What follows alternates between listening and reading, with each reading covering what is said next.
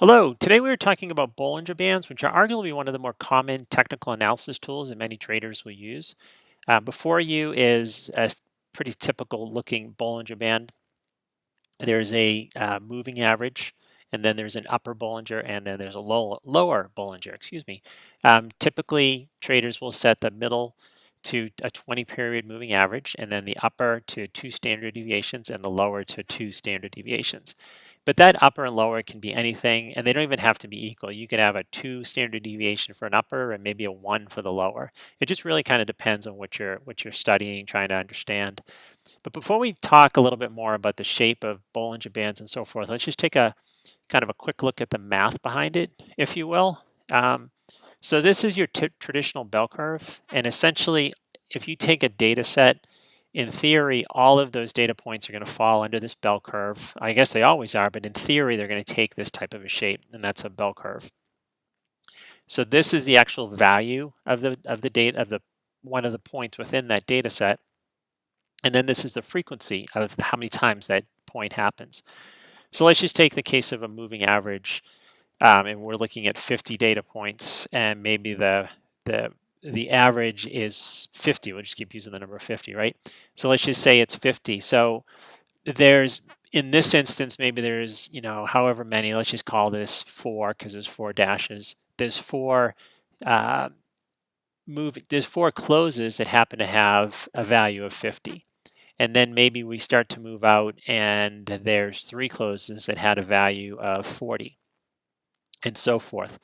So essentially this within a bell curve, 1 standard deviation is this darker blue area, and that is 68.2% of all of the data in that population. So 68% for the most part is going to be within this part of the median. So it's going to be essentially really close to the median, kind of hovering to the median. But when you start to get outliers, like big moves, for example, up or down, then you're going to actually start to get values that are out here. They're less frequent, because it's dropping off as the curve kind of drops. They're getting further away from the median, so that's what kind of essentially gives you this shape. So this right here, 68.2% is 1 standard deviation. If we now look at 2 standard deviations, that's going to be 95.4, call it 95%. So 95% of any data set is going to fall within 2 standard deviations. And then if we come out 3 standard deviations, we essentially have everything. It's not totally everything, it's 99.7%. But within 3 standard deviations, you essentially have all those outliers. You're going to kind of capture those. So that's why 2 or 3 standard deviation moves in the case of like a stock or something are considered pretty significant moves. It's not something that should happen a lot. And again, just by the pure nature of the curve. Something around the median should happen a lot, but as you get further away from the median, it should happen less. But case in point, bell curves are not always going to be looking just like this, especially if you have maybe a 20 period moving average where you only have 20 closes or whatever. If you're looking at opens or closes, you only have 20 points in here.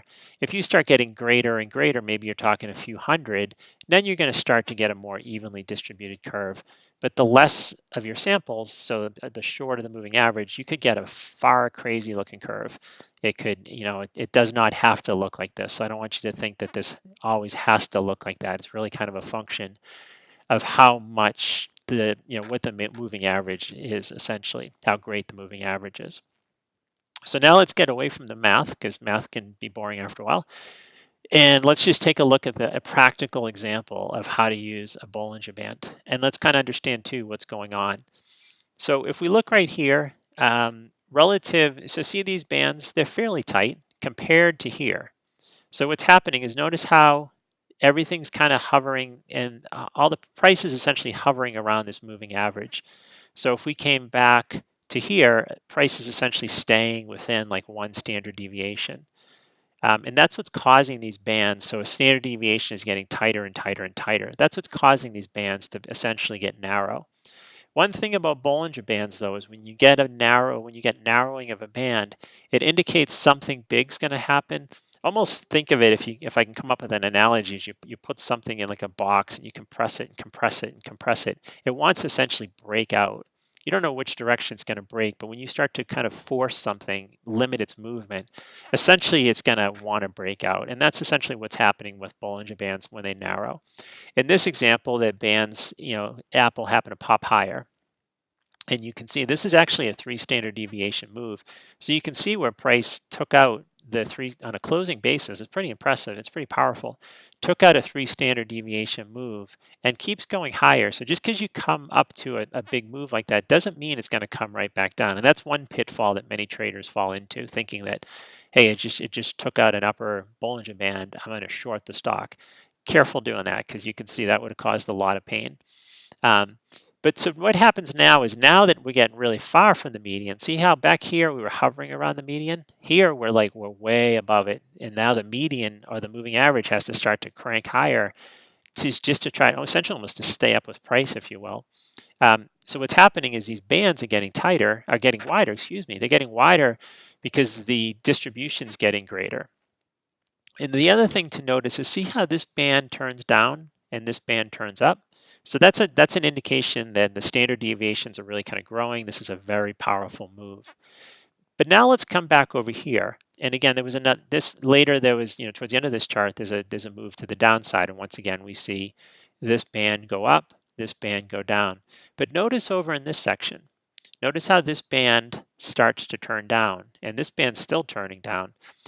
In the case of a downtrend, when you see, first you want to see that upper Bollinger, and again, this is in the case of a downtrend, you first want to see that upper Bollinger go against the trend, because that means it's a lot of momentum, it's a powerful move.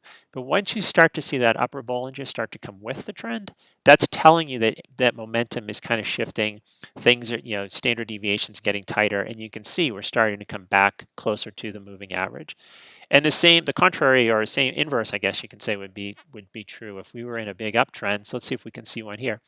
Here we're up in a big uptrend, and all of a sudden we start to turn down.